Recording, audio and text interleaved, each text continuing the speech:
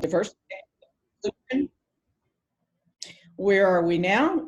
Our School of Medicine DEI structure is less than a year old, and we are still building it out. There's been so much to do and such a busy and challenging time for us all, but we wanted to make sure we give you an update and we get feedback. This is all about bidirectional communication. Please use the Q&A and use it liberally as we go, and we will have time for questions at the end, but if you want to jump in before, that's great. I'm Carolyn Meltzer. I have the honor of serving as the Chief Diversity and Inclusion Officer for the School of Medicine and Executive Associate Dean for Faculty Academic Advancement, Leadership and Inclusion, and joined here today by my dear colleague and friend, Dr. Cheryl Herron. Cheryl, please introduce yourself. Good afternoon, everyone. Welcome. I serve as the Associate Dean for Community Engagement, Equity, and Inclusion, and delighted to share where we are. Wonderful. And I'll introduce the rest of the team in a moment, please. Next slide.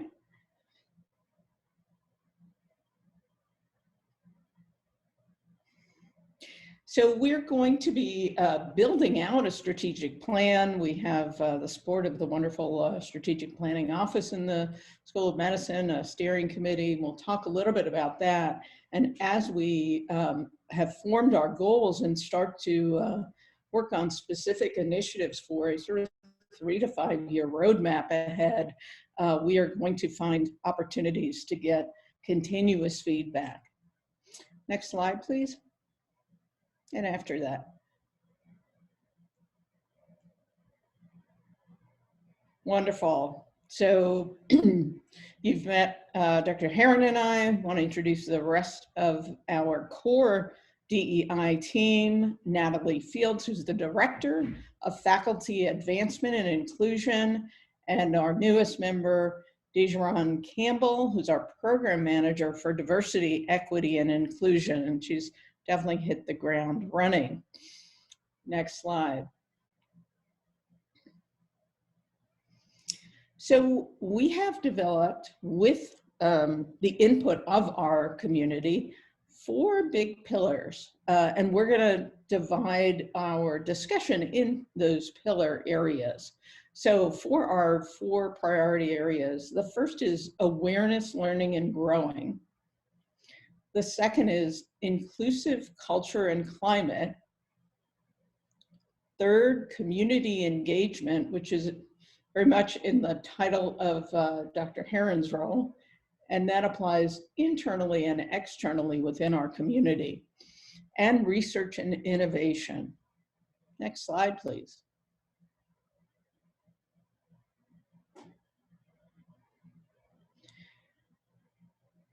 So we're confirming our strategic priorities in those 4 areas, then and have developed, we're right here, developing strategic goals and refining those, then identifying specific initiatives and creating the implementation plan. I've been involved in many strategic planning processes here at Emory, and I know that the implementation is most important, so it's something where we'll continuously give feedback as we go. So in terms of driving the process, we have a diversity council. The diversity council, which has been operational for a number of months, is a fantastic group of the vice chairs for diversity from departments that have vice chair positions. Some departments are different roles, liaisons or the chair of a DEI committee, but they've been an incredibly engaged group of colleagues. So their feedback has been fantastic, again, letting us know what's going on in departments and units and having input into the goals for the School of Medicine overall. And a steering committee that's been assembled that includes faculty, staff, and learner leaders that are helping to develop the goal statements and driving the strategic planning process. Our next phase, which we've just started inviting folks, will be subject matter expert or stakeholder teams that bring their perspective of faculty, educators, staff to test out some of our initiatives and flesh them out even further. So we're really looking at all our people, all the people we serve overall. Next slide, please. For us, it's been very important to align our strategic themes and strategic goals with Emory University's Office of Diversity, Equity, and Inclusion. Dr. Carol Henderson, the university's first DEI leader in that direct reporting line to the president. She's been, Dr. Henderson has been a fantastic colleague and has included our team in her leadership as well. So that alignment will really help us leverage getting to the next step. And that strategic planning process has been launched, the themes launched. And I also wanted to point out that there are a lot of resources on the Emory University website that have terms, and we've all agreed to these definitions of terms we use. And I really want to call attention to equity. And I think sometimes we confuse equality and equity. Equality is we give everybody the same thing and hope they all succeed. Equity is really about giving everybody what they need to advance and to succeed in their goals. And equity mindedness has been something that's been coming into the vocabulary. And I really like that. I try to take this equity minded lens to patterns of inequity, to looking across and saying, where can we overcome hurdles that have been in place and that we know are structural? Next slide, please. So the university's themes, very much in line with ours: climate and culture, professional development, education and awareness, and accountability. And we need to keep within our plan accountability. And that means we keep each other accountable for the goals we say we're going to do. So we need everybody to be all in to make progress. Next slide, please.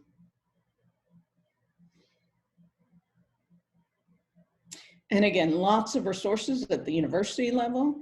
We have a lot of resources on our School of Medicine website as well, including a diversity a toolkit, an anti-racism toolkit, lots of webinars, important discussions. So lots of resources for you all. Next slide, please. So let's talk about the School of Medicine's DEI initiatives and programs that are already going on as we shape our path forward. And I will turn things over right now to Dr. Herron. Thank you, Carolyn, Dr. Meltzer, and to all of you who join us today. Next slide, please. We're going to focus this session on the 4 pillars, starting with awareness, learning, and growing. We clearly know that this has to be a cornerstone for all of us to get to our true north, moving from excellence to eminence.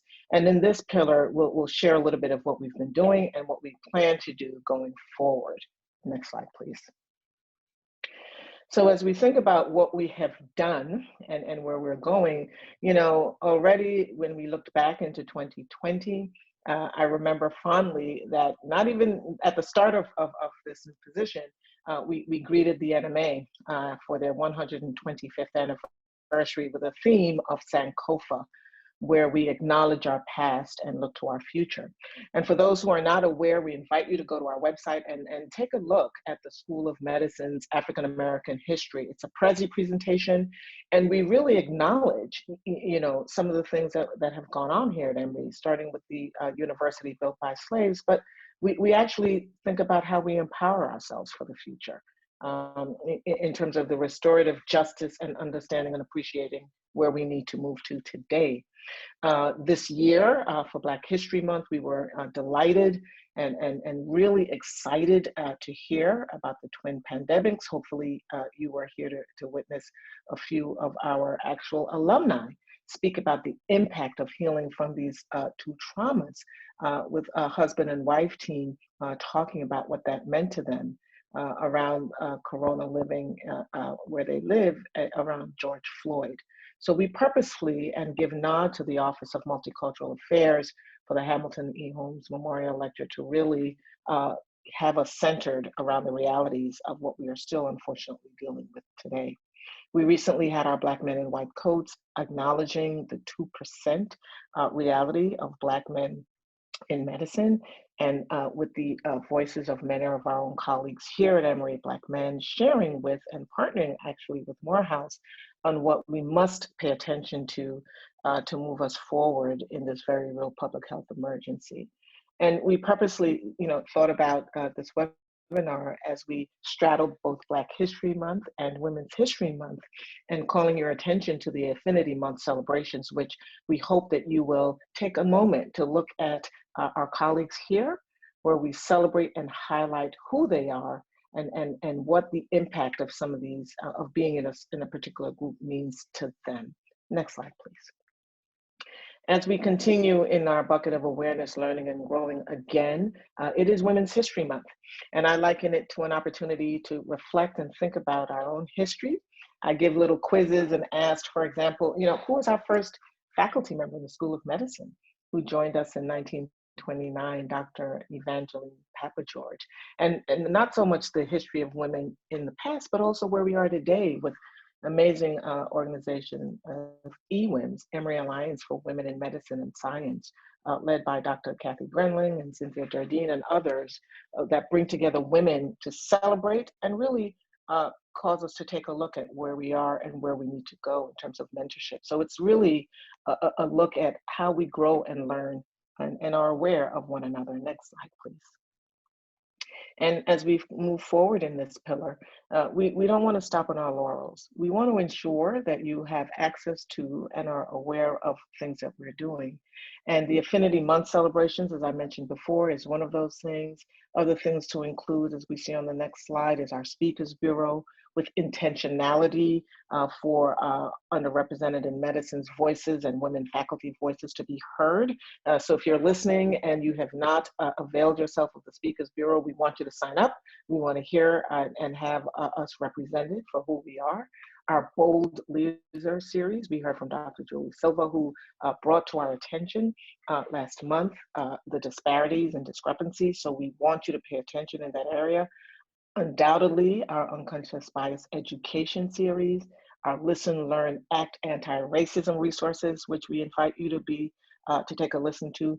And we're quite proud of it, our Racism and Social Justice webinar series, where we have been able to hear from and get feedback from many of you who had the opportunity to participate. Next slide, please. As we forge forward in our thinking, we call your attention to Dr. Suba. He will be here later this month, and we can't think about equity, inclusion, justice without thinking about the resilience needed for all of us to consider. How do we do this organizationally, right? How do we think about this construct? And I will always state that equity and inclusion, resiliency, they're like peanut butter and jelly, they go together. We must be mindful of both of these constructs to really move our organization in culture and climate. Next slide, please. As we march forward, we're proud to also bring Loretta Ross here. She's a reproductive justice scholar and learned, nationally recognized expert in this space. We are proud in the School of Medicine to partner both with the Rollins School of Public Health and the Laney Graduate School to bring Ms. Ross here so that she can talk with us about the intersectionality of social justice and how intersectional lens can be transformational. And last but not least, we are partnering here to hear from Dr. Ruha Benjamin. She is going to speak with us on viral justice, racism, vulnerability, and refuting Black pathology. The point here is that as we become more aware, as we learn and grow together, we want to bring knowledge, but also want you to think and really delve into the spaces that you're in as we bring these opportunities to the forefront. Next slide, please. So we have an actionable educational initiative as one of the cornerstones, I would argue, for our awareness, learning, and growing. This is an area that I am most proud of because it is encompassing faculty, learners, and staff to be a part of the conversation on these 4 educational pillars. I give a nod always to Dr. Kimberly Manning, who said, we need to call this an actionable education initiative. What will we do to move forward in our understanding on these constructs of implicit bias, anti-racism, bystander, upstander, and foundationally the history, which we've already begun the work, as I mentioned before, with the Prezi presentation of the history of Blacks at Emory throughout the years. Next slide, please.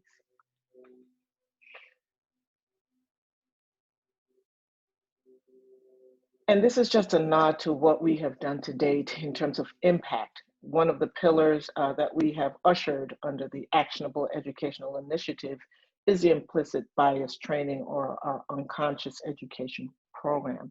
Notwithstanding that we have moved to Zoom, we have accelerated the amount of exposure and education to the session by way of now having 32 unconscious bias certified facilitators, which are inclusive of faculty and staff. And as you can see already to date, compared to where we were in fiscal year 20, already in fiscal year 21, and as you reminded, we've got started on September 1st, we've already exposed 1,160 members of our community, again, with an intentionality to bring one of the pillars on the Actionable Educational Initiative forward. And we will continue to do so as we think about how do we design and tailor the program towards different subject matter groups. Next slide, please.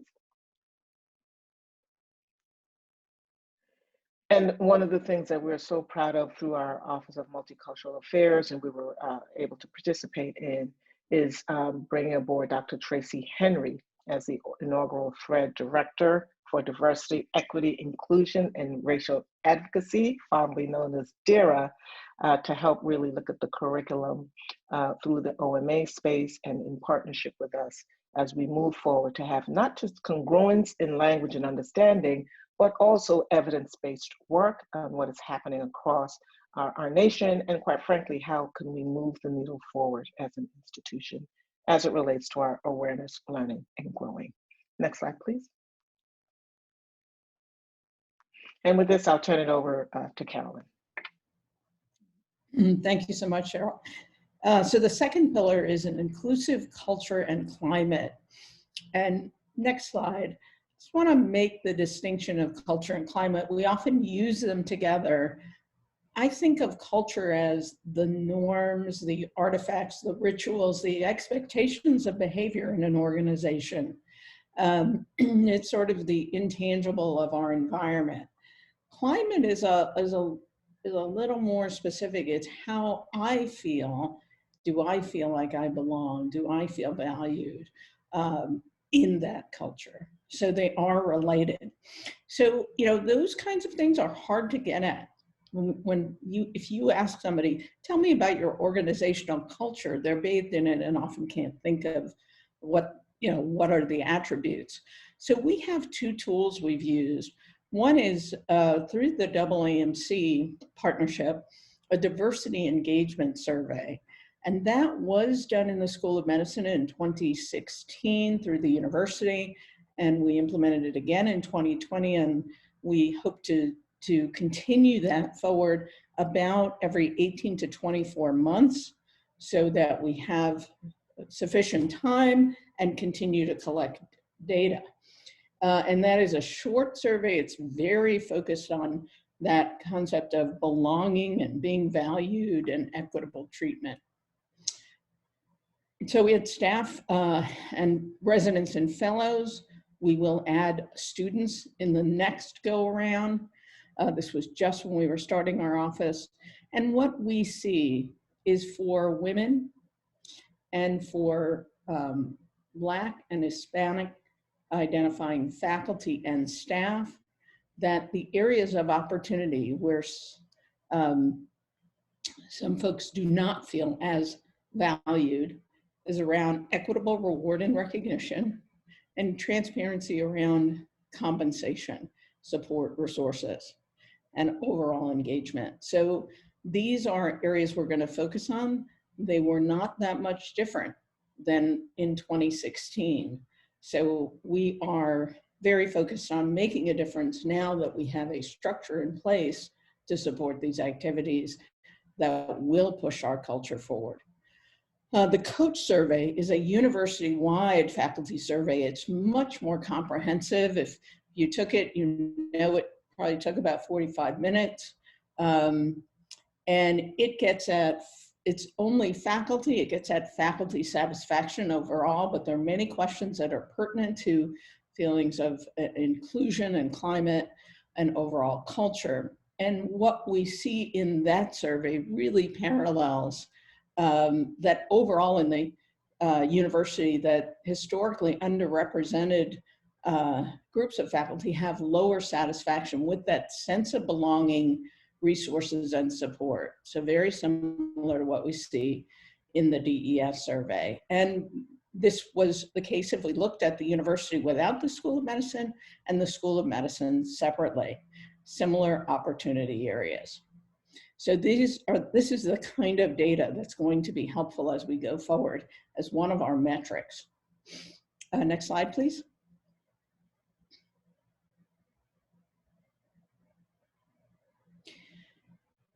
We're also very humbled and appreciative of Emory University now just being announced this past week as being one of 13 organizations that's joined the National Academy's Action Collaborative Partner Network on preventing sexual harassment in higher education. Some of you may have seen in 2018, the report from the National Academies come out was focused more on medicine and healthcare and the much work that has to be done. We had a task force in place. They made some great recommendations. We now have the resources in mind at the whole university level here to partner with the Action Collaborative on important climate and culture issues as we are doing, transparency around reporting and clarity of reporting. So lots to do in this space. Next slide.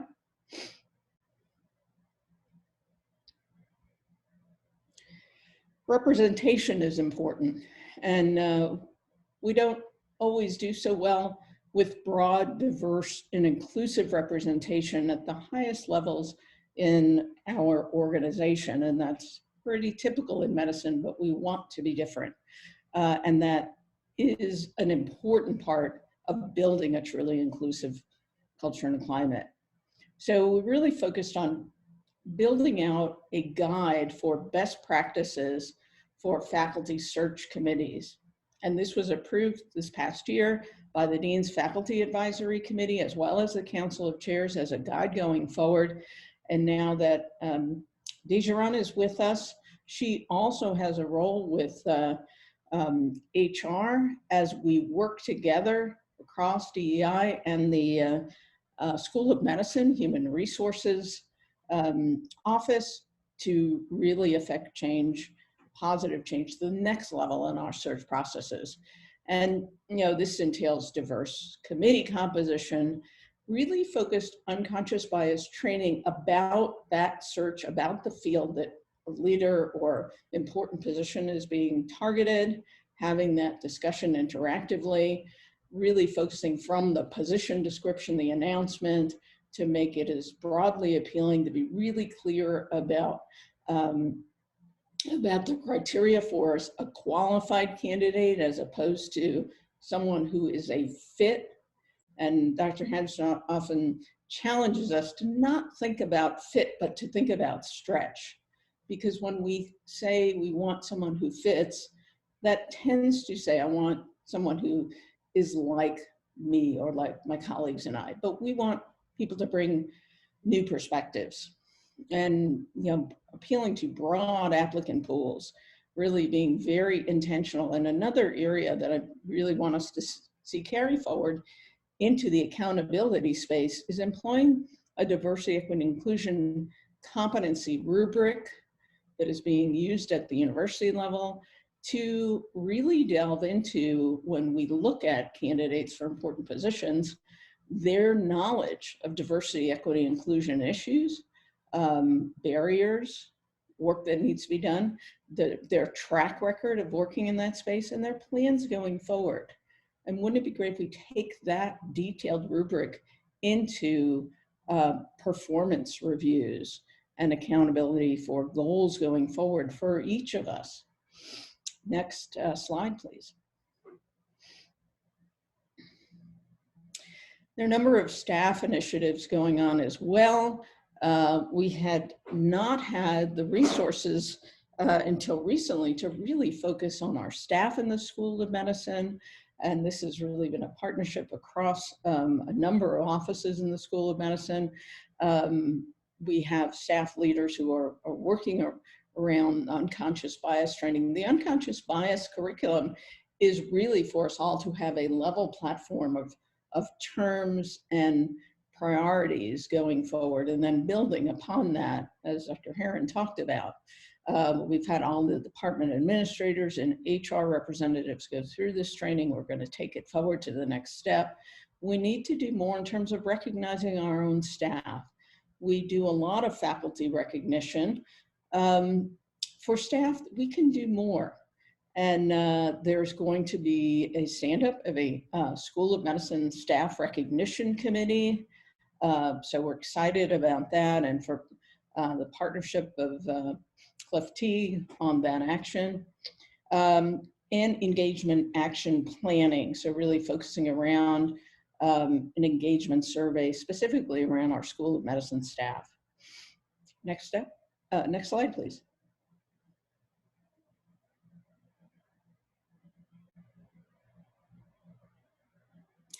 I want to give a shout out to Dr. Jada Busey-Jones, who is leads is the DEI initiative in the Department of Medicine. She is also an assistant dean with us in the Faculty Academic Advancement Office, and she and her colleagues have launched with us a faculty development program specifically focused on those who are underrepresented in medicine. It was just launched this last year with really very, very positive feedback, and it focuses on experiential sessions, discussion forums, peer mentoring, leader coaching, and sponsorship, which I think is a very important part of these kinds of programs, and I am really very excited about this effort.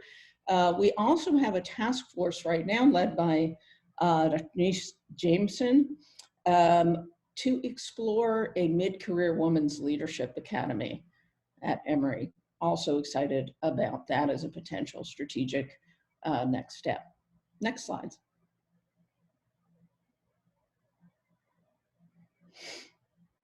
Cheryl, community engagement. Yeah, thanks so much, Carol. This is great. So we're going to march into the third priority around community engagement. Next slide, please.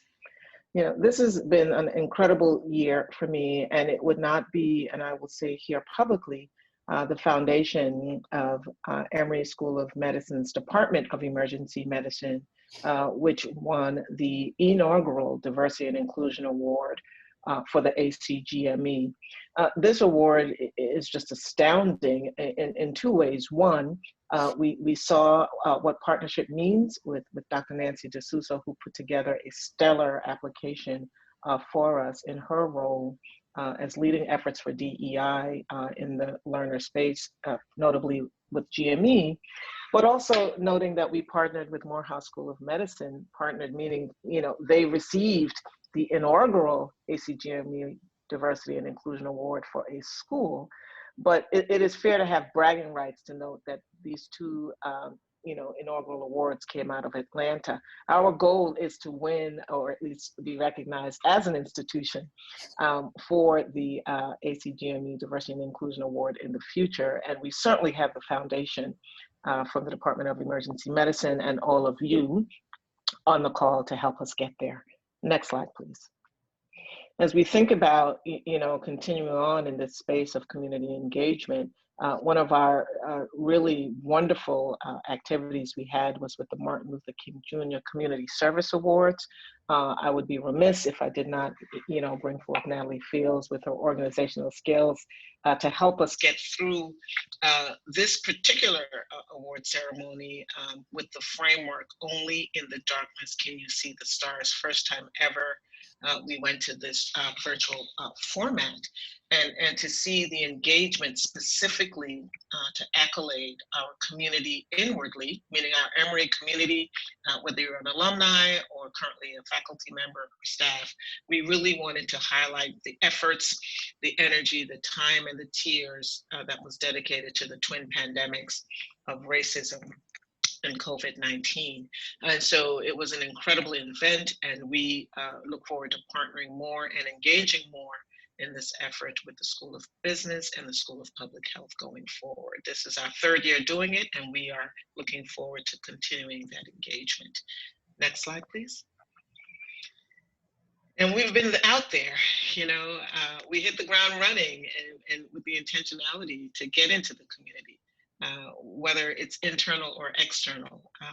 I've been working and partnering with our administrators in a book club, which they have been the first group to look at this, which I found extremely incredibly gratifying, to recast and to think about, how we can reshape and rethink our work together as a community. Our partnerships with Grady and Morehouse has already been demonstrated.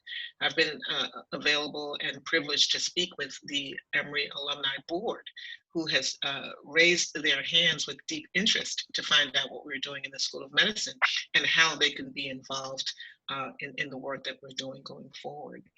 Absolutely, the National Medical Association, as was mentioned previously, where I have to say that was on the second day, if I'm not mistaken, of President Fernandez's day on the job to bring remarks, along with Mayor Kisa Lance Bottoms and our Chief Diversity Officer, Carol Henderson, participating. Absolutely magnificent event, and one that we will continue to highlight and share with the National Medical Association.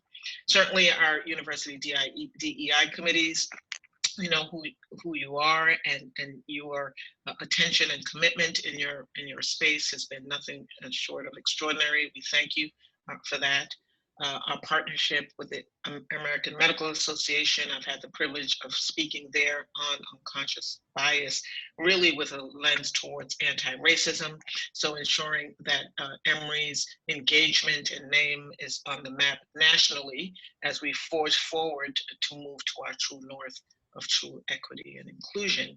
And of course, many of us are involved with the AAMC, Group on Diversity and Inclusion, formerly known as GDI, and also the Group on Women in Medicine and Science. And so this is just a snapshot of the work that we are engaging in and bringing light to, so that we can learn not just from the outside community, but we can also teach and share what we're doing.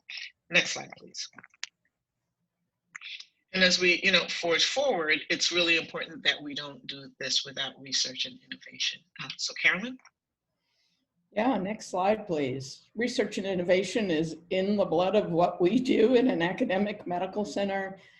So we are starting that piece, and we want to be able to innovate, to publish on what we're doing, to look at effectiveness. One of the projects we're working on right now, with the help and guidance of Dr. Cindy Durdane, who is shown here, renowned researcher and vice chair for DEI in the Department of Pathology, and also an assistant dean in Valley, to look at the gender effects on productivity and career progression among faculty researchers in this COVID era. There's been a lot that's been published in this space. We've tracked certain metrics internally, but have not seen what we really hear is going on. So we're taking a deeper dive into the data, and we, like others in academia, are worried that gender gaps in research and research leadership and productivity, and some of those barriers will have increased and made it even harder during COVID. So we want to be able to study that so that we can address it going forward. Next slide.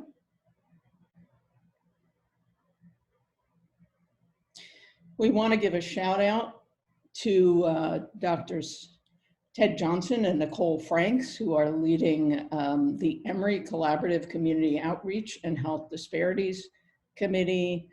We have partnered with them on research and promoting research in health equity. This is really important. There are a lot of wonderful colleagues here at Emory whose careers have been focused on health disparities research.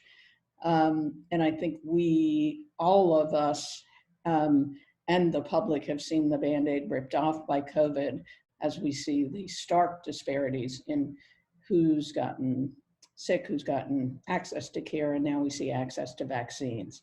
So this is our lane, and it's really important for us to address as an institution.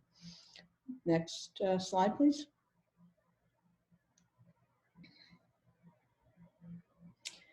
And we're exploring and working on a number of other partnerships. The NIH has released a new award right now, and the NIH is doing a lot in this space. They've certainly started a number of years ago with their biomedical workforce initiative, looking at disparities and who gets funded, and really looking internally at some of the sources of bias that play out in research. The NIH First Award acknowledges that this is a problem NIH wants to partner with institutions on. It's a large grant for cluster hires and institutional transformation around diversity, equity, inclusion, and social justice. And Dr. Krista Alcampora, our Vice Provost, had gathered many of us together, and we are working toward a submission in the next cycle. The institution is going to put a lot of resources into that effort, so we're very excited about that. NIH just released an announcement about their internal anti-racism work through an effort called Unite, which are a series of committees. There's also external feedback in that, and there's a call for feedback from institutions, and we will, if anyone has thoughts about that, about the work that NIH needs to do, we want to have our voice in that effort. Sea Change is a partnership through AAAS, which has been focused mostly around the sciences, but outside of medicine.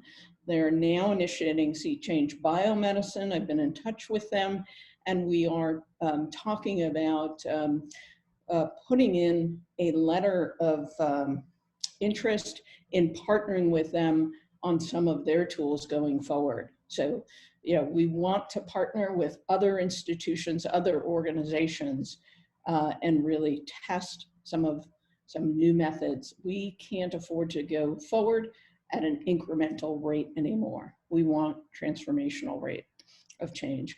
Cheryl mentioned that the AAMC's Group on Diversity and Inclusion and Group on Women in Medicine and Science. Our team's involved with these groups, and the AAMC, which has really put their own strategic plan forward now that under David Skorton, that is very much focused on this space. And we are going to have an external advisory committee of folks who work in the DEI space and other organizations to come in and to share with us and advise us. So I'm excited about that. Dean Sukhatme has been very supportive and excited about that idea as well. Next slide, please. So this is really just a glimpse of what's going on. We see some questions in the chat or in the Q&A, and we want to hear from you. So to the whole team, maybe I'll start reading these out. So one attendee says, are there going to be efforts to attempt to measure learning and growth? Yeah, and I think that's really important. Shirley, do you want to take that as a leader of our actionable educational initiative? Question, and I should be more specific in terms of where we are with that pillar. We have anywhere from 8 to 13 members of the Actionable Educational Initiative pillars, co-chaired by a faculty and or staff member from different departments, inclusive of faculty, learners, and staff, the charge of which is to determine over time what are the short-term, mid-term, and long-term goals that would be then assessed and evaluated to look at impact. And so, sort of on the timeline of this, with deep thinking on what's been done and what could be done, that's part of one of the areas that we're looking at in terms of measuring.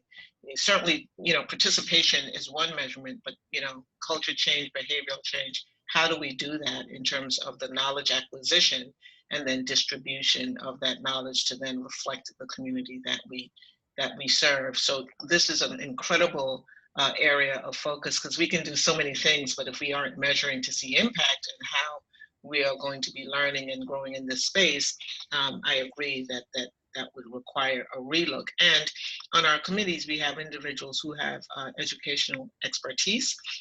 And I would be remiss if I did not mention, some people say, how do we get involved? On our website, there is a space that has been redeployed, if you will, for people to reach out to us with questions. They just go straight to the front of that website and put, the question is or the comment, and we'll be happy to engage you in the way you see fit. So thank you for the question. Great. The next question is about learners, and expresses that we hope the School of Medicine doesn't leave out PhD students in GDBBS. Most of the students are mentored by School of Medicine faculty, and there's more to the question, but we completely agree and work closely with Dr. Amanda James, who is the diversity officer for the Lanny Graduate School, and she and I have collaborated, and with Dr. Heron on GDBBS faculty. We also working with our basic science chairs who are very interested in this space and very concerned about this space. We have become aware of some student concerns, and there's a lot of work being done to address that. Is there a way to track which faculty have completed unconscious bias training? There's a push to require it for faculty members of PhD programs.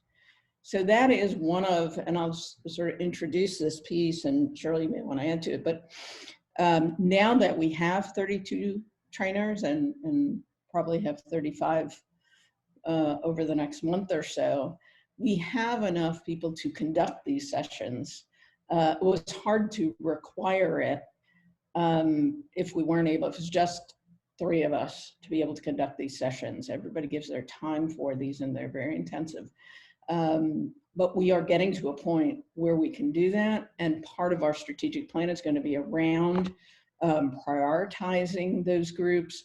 We've certainly made search committees, anybody who's involved in hiring decisions, interviewing trainees, medical students, et cetera. Cheryl, do you want to add to that? And we welcome your feedback on who you think needs to be next priorities. Within the sort of pillar of, the actionable educational initiative, I would say that it is not just sort of one and done. And our committee is really starting to look at, okay, you've had exposure to this before, and we have some sort of canned or baseline information included in these presentations. But as we get more data and as things evolve, it is incumbent on us as a school and as a group to really determine in what direction we should go. We just had our first meeting yesterday, to start to put some meat on the bones on what and how do we develop this going forward. And those sorts of questions come up, like, so should it be mandatory? Should it not be? How do we engage? What we want is for people to raise their hands. And even if they've seen the presentations 3, 4, 5, 6, 7 times, it is with the hope that that would impact some degree of actionable outcome to be able to move the needle forward. And so it's a delicate balance, around the mandatory. I don't want anyone to come feeling mandatory, then have the screen turned off, check the box, and the goal is not met. We want people to come to engage and share and challenge each other, to really move the needle to make change. So it's a slow and steady process, but we're committed to moving it forward. What do you think those who work around students should be a high priority? Somebody asked how to get involved in the Department Administrator Book Club. So I was actually, someone approached me about this, right? And I have to give a nod to our senior administrators who said, Cheryl, we are very much interested in what you're doing. And that's what makes my heart sing, because we know that when you raise questions like racism, anti-racism, white supremacy, people are cringe perhaps, and they are just not comfortable with some of these terminologies. And so for people to start to understand and think about a book club, and people have asked me, we challenge you. Start a book club, right? Start a book club within your spaces. Go to our website, identify a book that you might find interesting, and I would be happy to chat with you on how to organize that, how to do that. Since we just had a pilot, if you will, of this first group, to see what that means. And this is really the engagement piece. The knowledge is one piece, but the engagement piece, to have really challenging conversations across the diverse members in our community. And so if you want to, send me an email, send an email through into the query, and happy to talk with you about how to do this and how to do this well. Because one thing you don't want is to have conversations which might cause more harm in terms of what we're trying to accomplish. You do want to have open discussion, but you want to do it with, with some degree of knowledge around some of the triggers that might occur, quite frankly, with some of the readers, and be nimble enough, kind enough, and humble enough with humility to, sometimes stop, sometimes move forward. So happy to talk more about how to engage in that process. Thanks, Cheryl. Many departments have D&I committees and efforts. As do some of the hospital systems. How are efforts being coordinated? So that's a great question. I think now that we're building up more of the central structure in the School of Medicine and have our diversity council with representation from many departments and units, that bidirectional communication and support is going forward. We have some of our diversity council members also present specific initiatives that they're piloting in their departments, and we talk about it, we give feedback. We also now have a diversity council newsletter. So if you are interested in getting that newsletter, we're trying to get it out more broadly so you know all of the programs that are going on. And it's these big goal areas that we want to align folks on, but we also want to encourage the creativity of pilots within departments. Did you want to add anything to that, Cheryl? Well, specifically to the hospital systems. To be clear, this office is in the School of Medicine. Does it mean that we are annexing out people in the healthcare system? Absolutely not. However, there is a search that will be either imminently started or has started for Chief Diversity Officer for the Woodruff Health Sciences Center. I believe, Carolyn, correct me if I'm wrong, but that would be the larger Emory Healthcare. That would be the larger lens through which and by which the health care systems or hospital systems that aren't necessarily, embedded in the School of Medicine will be. Carolyn and I are both going to obviously be in communication with that individual. And to be quite honest, when we think about the larger lens of what's happening in the DEI space, Carol, Henderson is phenomenal. So the School of Public Health just named a new DEI person with Dr. Joanna McGriff, and then the School of Nursing just named a new DEI person, Dr. Lisa Muirhead. And so there is a palpable energy, and the question is right on, and how do we synergize, coordinate, minimize redundancy of effort, and really partner to move this forward. So that's where we are in sort of the nascent stages of things, but we look forward to really bringing this more coordinated effort forward. Yeah, this is very much a team sport. and we're already meeting with the DEI officers from School of Nursing, School of Public Health around STEM issues that are common to us all, and processes and sharing best practices. So we look forward to having a partner in healthcare as well. For the department starting to develop their own DEI practices, will the School of Medicine help lead learning and discussion sessions to help departments develop specific and effective plans, collaboration network on campus, as we all navigate this challenging but much needed path. We are certainly glad to come to departments, to come to department committee meetings. We've done that a lot. And then engaging a representative on our diversity council. So it's important to have a leader who has some experience in this space and interest and the time and resource to do it in the department level, but we're here to support. Next question is, we will start setting benchmarks for our goals, such as representation goals at each level of promotion, pay equity, and transparency. When do we seek to attain these goals? So out of our strategic planning process will be in the implementation specific goals. We do have a salary equity study going on in partnership with the AAMC. As you know, medical school and healthcare compensations can, for various specialties, can be very complex. So it's taking longer than many of us hope, but we are working on that.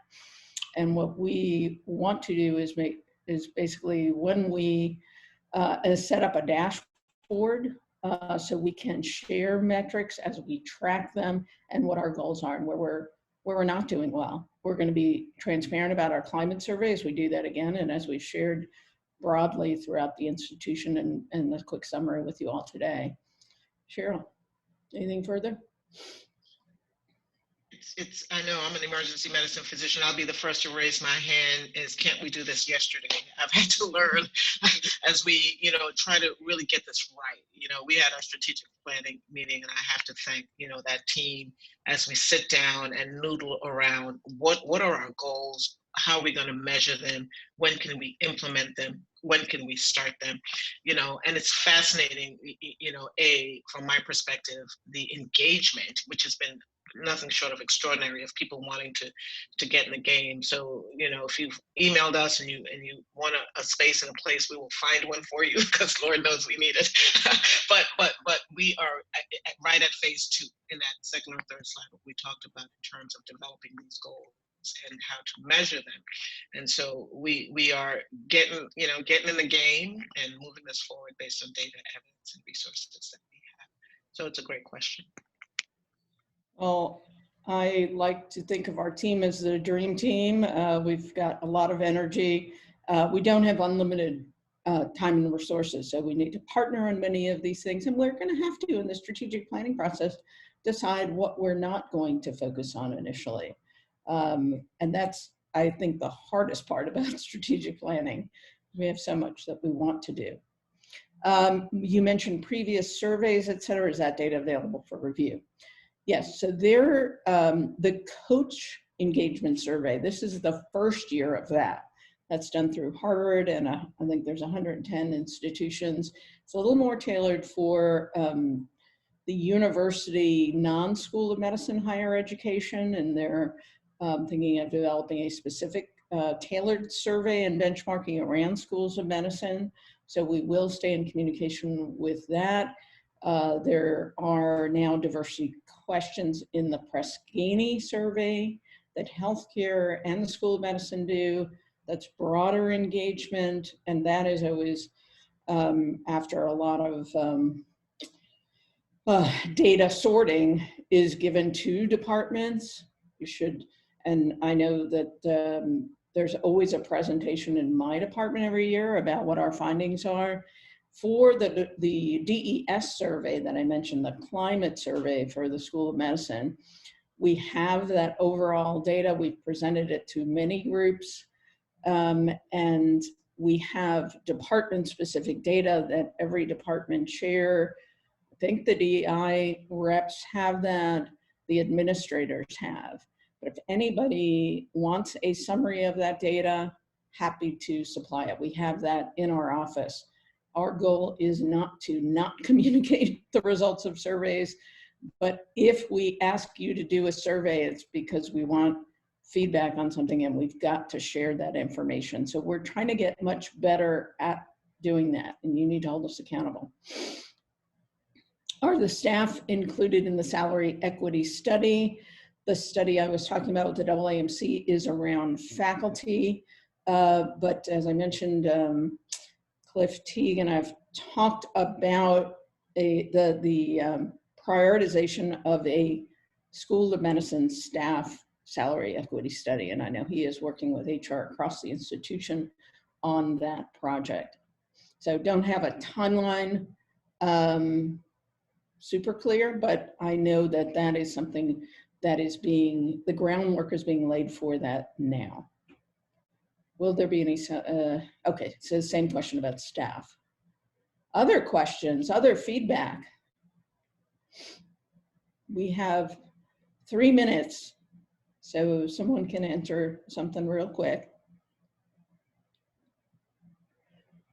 All right, if nothing further, I would like to thank Dr. Herron, the incredible Natalie Fields, our director, and the incredible new member of our team, Dee Campbell, who helped put the session together and has already, as I said, hit the ground running. Also like to thank Rachel Sedlock and Jamie Coe from the School of Medicine, who are helping us and partnering with us on the School of Medicine DEI strategic planning process. We appreciate their energy, their vision, and their partnership.